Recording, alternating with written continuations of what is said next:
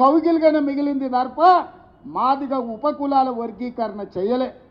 కానీ మీ ప్రభుత్వం ప్రజాపాలనలో మాదిగ ఉపకులాల వర్గీకరణ అమలు చేసి దేశంలోనే మొదటి రాష్ట్రంగా నిలబడి దేశంలో దశాబ్దాల కొద్దీ వాయిదా పడుతున్న సమస్యకు పరిష్కారం చూపించినాం. మొదటి సంవత్సరంలోనే ఇన్ని గొప్ప కార్యక్రమాలు చేసిన ప్రభుత్వం ఈ రాష్ట్రంలోనే కాదు, ఈ రాష్ట్రం దేశంలోనే మొదటి స్థానంలో ఉంది.